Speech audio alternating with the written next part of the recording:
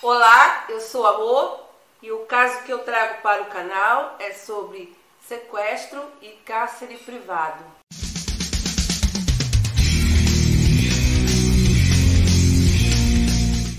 Natasha Maria Kampusch nasceu em 17 de fevereiro de 1988, numa cidade chamada Viena, na Áustria, filha de Ludwig Koch e Brigitta Cirne.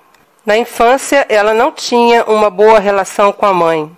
Natasha a descrevia como uma pessoa enérgica e decidida, pouco afeita a demonstrar emoções. Alguém que não tolerava fraqueza nos outros e detestava vulgaridades. Já seu pai era alegre, brincalhão e carinhoso.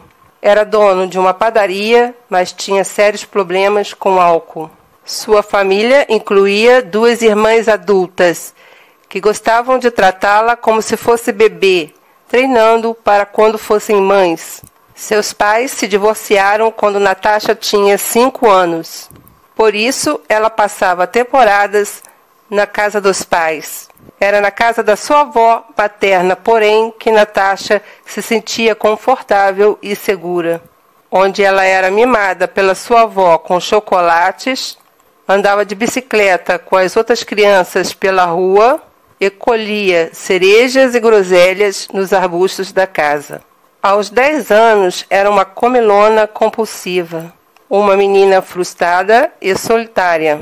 Em casa, como forma de combater o tédio, Natasha assistia a todos os programas de televisão possíveis. Foi através da televisão a cabo que acompanhou uma série de reportagens e documentários sobre crianças raptadas e assassinadas naquela região da Áustria e na Europa, o que assustava muito. Na manhã do dia 2 de março de 1998, Natasha saiu para a escola, onde cursava a 4ª série, aborrecida e frustrada após uma discussão com a mãe. Sem beijá-la, como sempre fazia, com sua mochila e seu casaco vermelho, caminhou por um dos becos, como sempre fazia a caminho da escola, quando notou uma van branca estacionada com um homem moreno de olhos azuis parado à porta, que olhava ao redor sem interesse. Preocupada, hesitou entre seguir o seu caminho ou atravessar a rua. Resolveu seguir o seu caminho. E ao passar por ele, foi agarrada rapidamente e jogada dentro da van que estava com a porta aberta. Natasha não conseguiu esboçar nenhuma reação. Nos primeiros dias, buscas foram feitas com helicópteros e cães e cartazes foram pregados em todas as escolas de Viena e arredores. Uma testemunha de 12 anos afirmou ter visto Natasha ser raptada por 2 homens e jogada dentro de uma van branca. Quando esta pista foi finalmente investigada, uma grande busca foi feita pela polícia, com 776 vans sendo revistadas, incluindo a do sequestrador, Prikopil, que vivia em cerca de meia hora de distância do centro da capital. Mas o veículo não levantou nenhuma suspeita. Investigado numa batida policial, ele disse que passara a manhã do sequestro toda em casa e que a van era usada para transportar material de construção para sua casa que estava em reforma. Especulações sobre quadrilhas de pornografia e tráfico de órgãos humanos começavam a aparecer na imprensa, levando a polícia a investigar possíveis crimes de pedofilia. Natasha estava com o seu passaporte quando foi sequestrada, devido a uma recente viagem que tinha feito com seu pai para a Hungria. Por isso, as buscas foram estendidas para o exterior. Acusações contra a mãe dela complicaram ainda mais as investigações, com insinuações de que a mãe dela estivesse participando do crime ou acobertando. Durante os 8 anos em que Natasha foi mantida em cativeiro, sob sequestro, ela foi mantida em uma sala de 5 metros quadrados na garagem do sequestrador, cuja entrada ficava escondida atrás de um armário.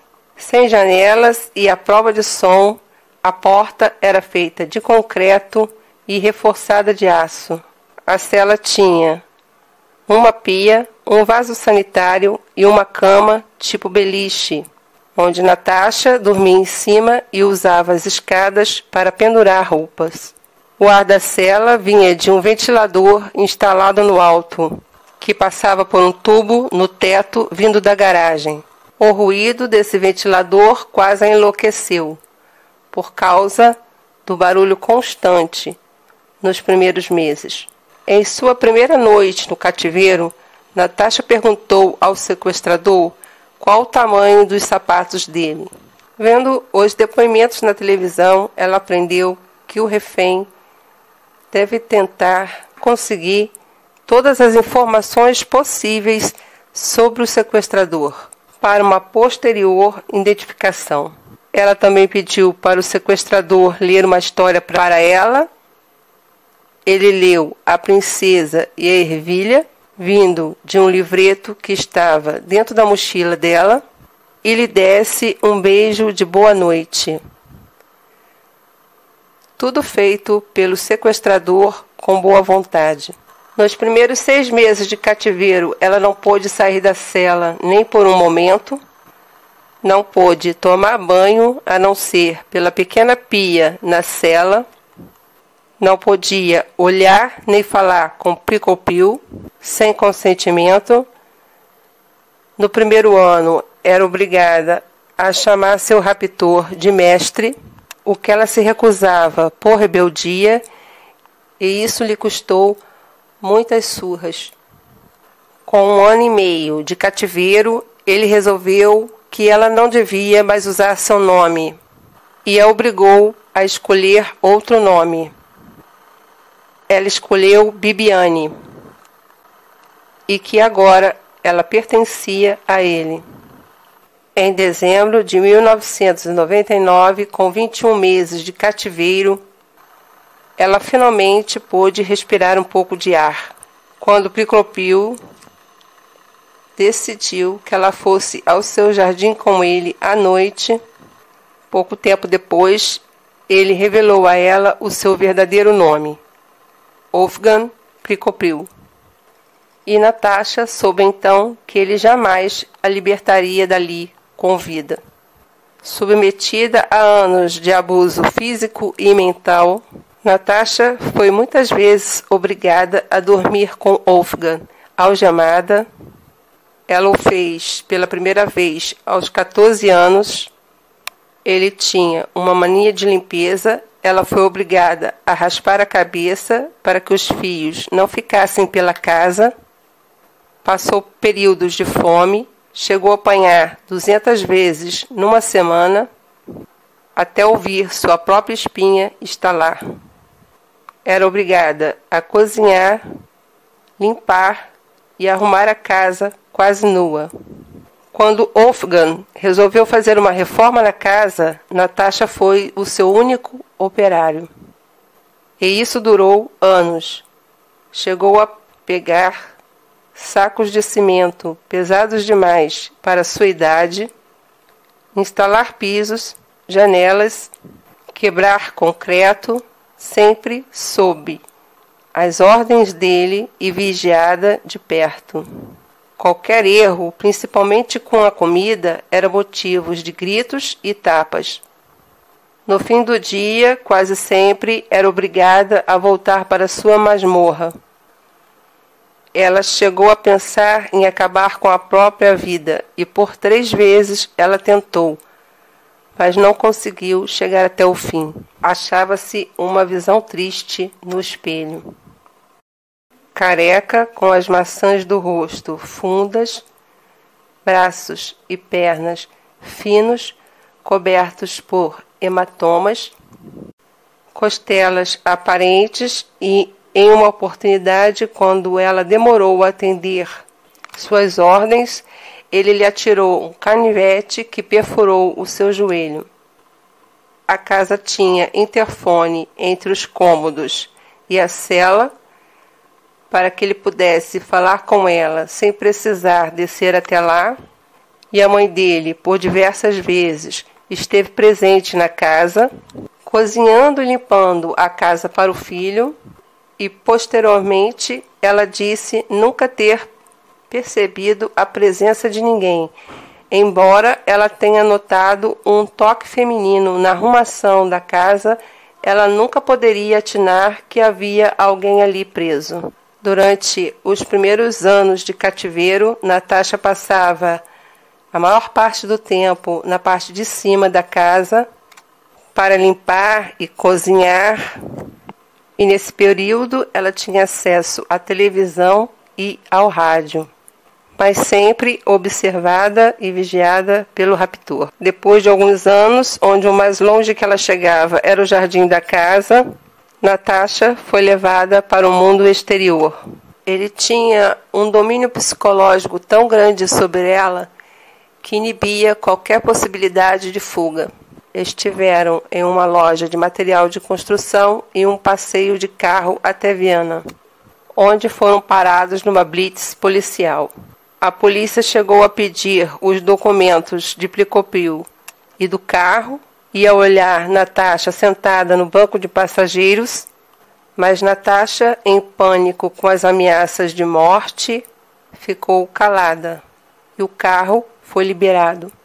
Pouco antes de Natasha fazer 18 anos, Wolfgang levou-a para uma estação de esqui nas montanhas. Essa viagem foi planejada meticulosamente por ele. Foi a primeira vez em 7 anos que ela esteve em campo aberto. O tempo todo ele esteve ao lado dela, lembrando que a mataria caso ela esboçasse qualquer reação de fuga ou que chamasse a atenção. E o único momento em que ela esteve sozinha foi quando foi ao banheiro feminino. Inicialmente ele estava vazio, mas enquanto ela estava lá, entrou uma mulher e ela, se enchendo de coragem, foi até a mulher, dizendo se chamar Natasha Kampuski e que tinha sido sequestrada. Mas a mulher sorriu, deu as costas e foi embora. Natasha ficou mais abalada ainda psicologicamente, achando que o mundo tinha esquecido ela e que ela estava entregue à própria sorte. A mulher, na verdade, era uma turista holandesa que não falava a língua dela e não entendeu nada do que ela disse. Apesar de todo o abuso e de toda a violência, ele queria que ela fosse instruída. Então ele lhe dava livros para que ela se tornasse autodidata. Ele lhe ensinava matemática, música clássica, porém ele não era nenhum mocinho, não. Tinha vez que ele batia tanto nela que ela mal conseguia andar. E quando ela ficava roxa de tanto apanhar, ele pegava uma câmera e fotografava ela. Ele amedrontava ela, dizendo que as portas e janelas tinham explosivo e que ele dormia com granadas debaixo do travesseiro e que carregava uma arma sempre com ele, de modo que ele a mataria se ela tentasse fugir. Mataria ela e aos vizinhos. Em 23 de agosto de 2006, Natasha estava no jardim lavando o carro do sequestrador e passando o aspirador de pó, sempre vigiada de perto, quando o celular dele tocou e ele se afastou para atender a chamada por causa do barulho do aspirador de pó. Então, ela deixou o aspirador de pó ligado e correu em direção ao portão e conseguiu passar por ele, que pela primeira vez estava entreaberto. Ela fugiu para a rua e na rua adjacente ela encontrou 3 pessoas, um adulto, um idoso e uma criança, e foi até eles, pedindo um celular para chamar a polícia. Só que eles se afastaram e disseram que não tinham celular. Então ela continuou a correr, pulando cerca, invadindo o jardim das pessoas, mas não encontrava ninguém. Até que ela viu uma senhora numa janela aberta e pediu socorro, pediu ajuda. Disse que se chamava Natasha Kampuski, que tinha sido sequestrada e precisava de ajuda. A mulher, uma senhora idosa de 71 anos, pediu que ela não pisasse no seu gramado. ficasse parada junto à cerca enquanto ela chamava a polícia. E Natasha obedeceu, sempre apavorada de que Wolfgang pudesse aparecer e matar ela. 2 policiais atenderam a chamada e, para surpresa dela, mandaram que ela ficasse parada com as mãos para o alto. Fizeram várias perguntas e a levaram para a delegacia. O sequestro finalmente havia terminado, mas não a tortura de Natasha. Na delegacia, ela foi identificada pela cicatriz que possuía desde a infância, pelo passaporte que foi encontrado numa busca pela casa de Wolfgang e por exames de DNA. Ela foi encontrada com boa saúde, apesar de estar pálida, tremendo e pesando apenas 48 quilos, 3 quilos a mais do que ela pesava quando tinha 10 anos e de ter crescido apenas 15 centímetros. Com a fuga de Natasha, Wolfgang fugiu da casa. Tirou a própria vida, se atirando em frente a um trem em movimento. Natasha chegou a ser acusada pela polícia e pela imprensa de fazer parte de uma quadrilha de pedofilia e de ser cúmplice do sequestrador. O caso só foi oficialmente encerrado pela justiça austríaca em 8 de janeiro de 2010, com a conclusão de que Wolfgang foi o único autor do sequestro e que não houve mais envolvidos ou suspeitos. O caso teve muitas reviravoltas e é muito extenso e não dá para trazer tudo aqui para o canal. Então, para quem quiser saber mais alguma coisa, existem livros, filmes, documentários a respeito do caso que trazem mais informações.